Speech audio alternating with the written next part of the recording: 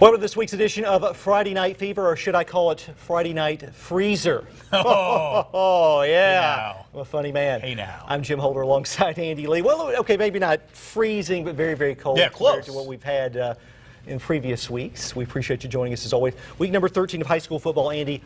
All playoffs from here on out, my friend. That's good. Teams move on or go home, but I didn't have to tell you that. But back to the weather. At least it wasn't windy where I was in the Golden Triangle. You add the cold temperatures and the wind, then it gets downright nasty. It was windy where I was early on at Boonville in 4, 5, and 6. That's where we're going to begin with our busy lad game of the week. Water Valley at Boonville, second round of the Class 3A playoffs. This is Blue Devils versus Blue Devils. Boonville, of course, their quarterback John Daniel Deaton, he was injured last week. He's out for the year with that back injury. So L.J. Shumpert at quarterback gives Austin Williams up the middle here for a 10-yard gain, and cheerleaders are all smiles after that play. Then Shumpert rolling out trying to connect with Dallas Gamble, but he is picked off by Isaiah White, and that will end the first quarter with no score. So Water Valley going to work. Blaine Clark rolling back to throw. He will find Jacob Welch. This will go for a completion. And then Water Valley continuing to move it down the field. It's the Wildcat here. Jacob Truss, the keeper, for a tough 5-yard run, made it 1st and goal. And then Truss going to give to Contarius Rucker for a 3-yard touchdown run. Extra point was no good, but all Water Valley in this one as they win 41-14. Boonville season ends. Great record for them, but Water Valley moving on to the second round, or actually the third round of the playoffs. Water Valley faces Houston in the next round. Houston a winner over MS Palmer. All right, staying in 3A, we go up to Tishomingo County. Oh, look at that grill. Good night to fire up the grill. Belmont hosting Charleston. These two teams have played in 3 of the last 5 playoffs. First quarter, DeAndre Price takes it himself, shakes some defenders, and all the way to the house for the Tigers. Just like that, Charleston takes a 7-0 lead. Next Charleston drive, they get it down to the goal line, 4th down. They look for the end zone where Nathan Randolph makes a big play to break up the pass and force a turnover on downs. Would the Cardinals take advantage? Trying to. This is Garrett Rooker. Big gain across midfield and into Tiger territory. But this drive would stall. Quinn Crawford takes the carry, finds some space, and out-sprints the Cardinal defense for 6. Charleston, too tough tonight. They win 36-0. They'll get North Panola next week. And North Panola, Andy, had a close win over North Pontotoc. That was a very, very tight game. And North Pontotoc played a very close. In fact, it was 14-14 for a time, but it was 22-14, you said. That's right, 22-14 North Panola over North Pontotoc. K.J. Jefferson and company moving on. Belmont had that upset over Choctaw County last week, but they keep running into Charleston in the playoffs. Yeah. Did not score any points in those games. Did not score tonight as they fall 36-0, but a great job by Jason Coker and the Cardinals. So absolutely, great season. Yeah, Charleston moving on. All right, we're going to continue now. Let's move on to 1A. The first round kicked off tonight there. We're going to start with McAdams at Biggersville. And here are the Lions taking the field. Now, the highlights here, don't be fooled, because it turned out different than what you might see here. First quarter, Biggersville fumbled on its first possession. McAdams with the ball. Bulldogs fumble, recovered by Biggersville's Jack Eaton. Great Caesar's ghost, Jack Eaton. He is muddy. And look at him here. He's still trying to get mud off on the sidelines. It was very, very muddy. But a nice play by Jack Eaton, and Lions ensuing possession. 4th down, fake punt. John Garrett, Overstreet, getting close. Ruled that he stopped short, so the Bulldogs would take over. On McAdams' ensuing possession, you'll see DeMarcus Gray. And this is a big carry. Looks like he might go all the way, but Quamon Davis is going to knock him out of bounds inside the 5. Set up a touchdown to make it 6-0. Now keep in mind, McAdams is in the lead, and it's going to be a theme here. Lions next possession, 4th down, they'll go for it. Percy Lewis knocking this one down. Lewis, by the way, 6'5", 275 pounds. Set up another McAdams touchdown to make it 12-0. It was 18-0, but Biggersville down 18-0. The Lions, after we leave, they come back. They roar back. Roar back to the Lions. Biggersville wins this one by the final of 46-18, and they are moving on to the second round. Yeah, next up for the Lions, the winner of this one, TCPS at Hollandale Simmons. The 3-time defending 1A champs are Simmons in a 8,000 game win streak. Not really that big, but a big win streak. First quarter, seems like it. Kai Holiday, finds Cooper Adair for a TCPS first down. That would lead to this field goal. That cuts into the Simmons lead, so TCPS on the board. But it wouldn't take long for Big Blue to open this one up. This Mississippi's Mr. Football for Class 1A, Demarius Turner explodes up the gut for the Blue Devils' second touchdown on the night. Simmons up 16-3 in the first. Simmons goes on to win this one 58-23. By the way, they extend that winning streak to 52 games. Wow. All right. To the Swamp we go. Coffeyville at Smithville. Our own Craig Ford shooting this one for us. He's, of course, a former Smithville football player. And 14-0 in the first. Seminoles, Octavian Miller starting this drive with a nice first down run. 2 plays later, Jabril Smith, and it was cold tonight. Chili getting the carry and carries it for 6 from 22 yards out. Touchdown Seminoles, and they extend their lead. You know what? Why not let Smith get the 2-point conversion? And here he is. And Smithville extending its lead, 22-0 Knowles. Second quarter now. Pirates using some tough running into Smithville territory, trying to get a first down. Not a lot of luck on that carry. Michael Campbell's team stepping up. Coffeyville goes for it on 4th and 2. Seminoles defense, smother them. Tucker Hood, J.D. Strevel team up for the stop. In the end, Smithville winning big. They're moving on. 44-0 is that final. Seminoles get Okolona in the next round. Wow. Chieftains 24-16 winners over Ray Brooks. Let's move on to the first round of the Class 6A playoffs. Chris Jones leading the Starkville Yellow Jackets onto the field. Jackets hosting South Panola. Tigers get the ball first, and Janari Dean, good things happen when he has the rock generally, carries a host of Jacket defenders for a South Panola first down. Ricky Woods, former Starkville coach, back with in his second tour of duty with South Panola, and then Dean breaks free through the line, 61-yard touchdown run, and just like that, South Panola with a 7-0 lead. Would they pull the upset? No, they would not pull the upset. Starkville comes right back. Big play here, Luke Altmaier, play action. Rifles one to Rufus Harvey. Listen to this man Rufus. He knows what he's talking about. That's a first down. That was the place to be on the Starkville sideline, that space heater. And then Dreek Clark caps off that opening drive. Fools me a little bit, but that's a 3-yard touchdown run for Dreek. Starkville wins this one 37-7, and they will get Horn Lake in the next round. Tough matchup.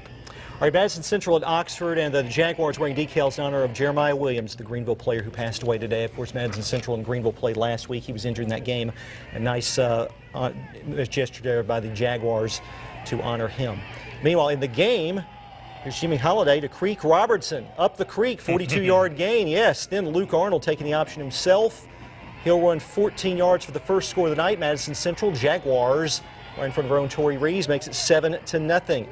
Then Oxford trying to answer. John Meager finding Jeremiah Pegues for a 13-yard gain, and he will convert that into a first down. And then Meager back to throw. Nothing meager about this. He's going to scramble for, 32 yards. He did this last week against Tupelo, and here he goes again, except this time staying in bounds. It's a first down. And after missing his first attempt, Jack Tannehill connecting on a 32-yard field goal to cut it to 7-3. But in the end, that would be Oxford's only points. Madison Central wins 35-3, and they are moving on to the next round. Who will they face? The winner of this one between Northwest Rankin and Tupelo. First quarter, Jamari Jones throws a 40-plus yard bomb to Jerian Jones for the first touchdown of the game. And Coach Collins, well, that's not Coach Collins, but you know he loves that. More from the Cougars where that came from. D. Baker takes the toss and takes it to the house. 14-0 Northwest Rankin at this point in the game. Tupelo trying to get something going on the next drive. Stephon McGlon gets away from the rush, finds Peyton Puckett, who played quarterback for a time this season when McGlon was injured. That's a touchdown for the Wave. PAT no good. 2 drives later, McGlon and fumbles. The Cougars are there, and it's a scoop and score for Northwest Rankin. 21-6 NWR at that point in the game. The student select section, they're feeling it.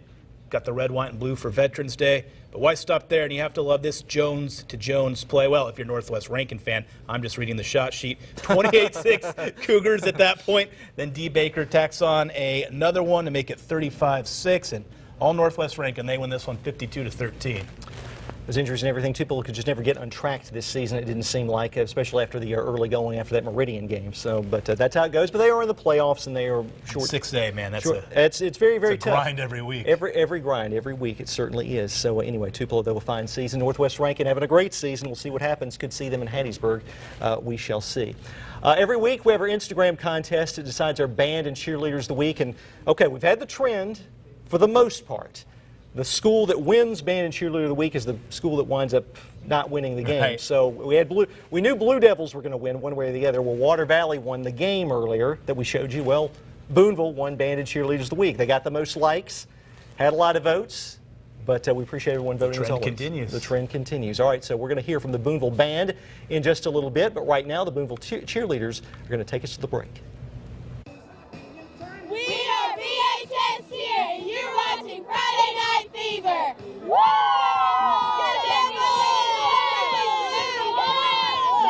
Three, 1, 2, ready, play.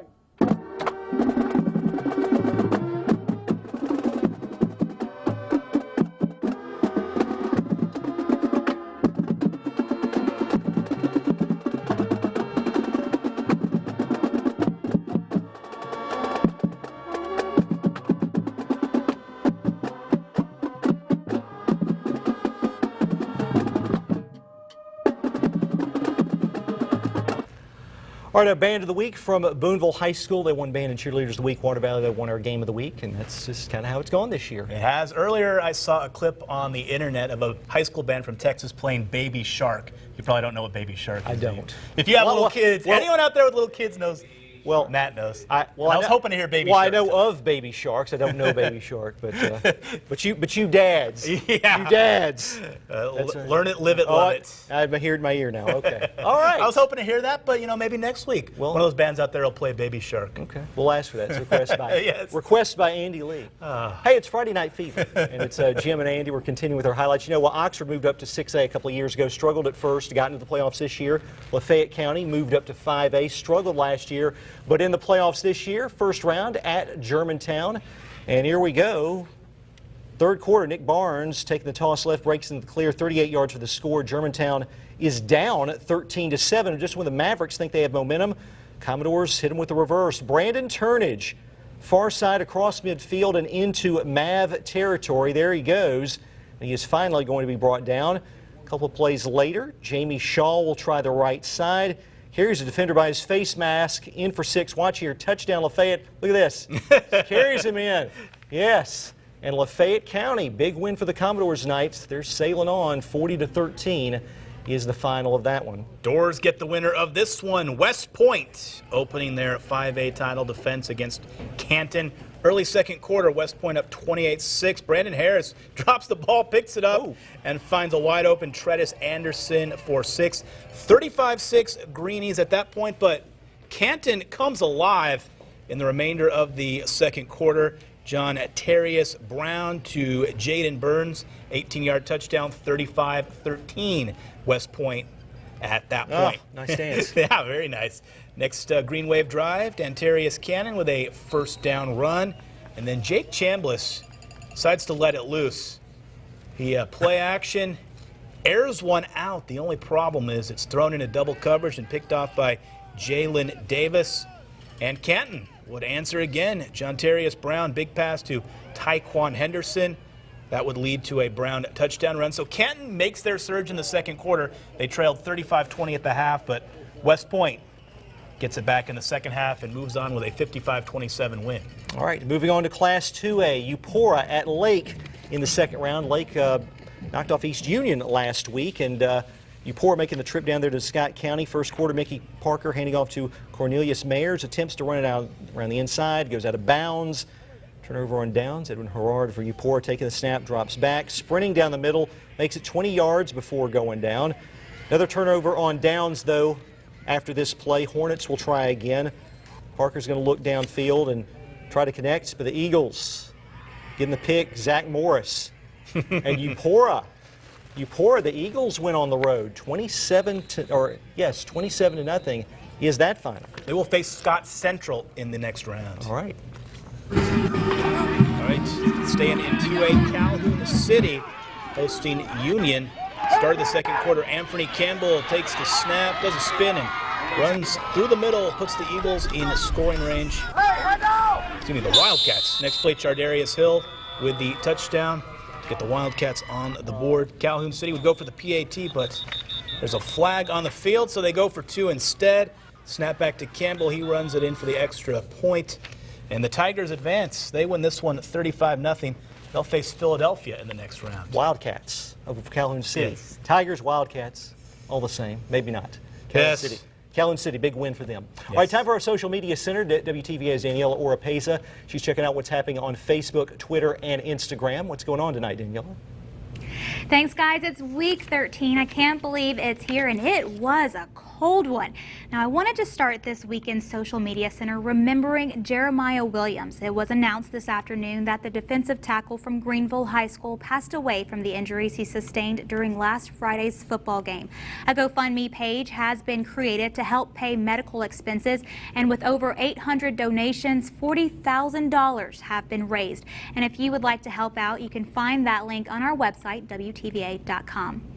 Now, you don't need me to tell you again, it is cold outside, but that did not stop these devoted fans from sitting under those Friday night lights, smiling big and excited for the state quarterfinals next Friday. Miss Precious Pratt and these Calhoun City fans made the trip to East Central Community College in Decatur. And these fans sure did the right thing by bundling up on the left. Hilltopper fans cheering on their guys in Marks, and on the right, West Point fans just trying to stay warm as the Green Waves took on Canton. Lucky for them, it was all worth it because both Houston and West Point advanced to the next round. Now you tell us, who wore it the best? This hoodie, I mean. But again, we don't blame you. From our Game of the Week, Boonville Blue Devils fans not letting a cold night keep them from Friday night football. Same goes for this Green Wave fan on the right. Now tell us again, who wore the hats best? You've got your fans all the way in South Panola on the left, Pontotoc Warrior fans all the way in Senatobia in the middle, and the cutest Sisters and Blue Devil fans not too far in Boonville on the right. And you can't forget the cheerleaders, dancers, band members who have to bear the cold.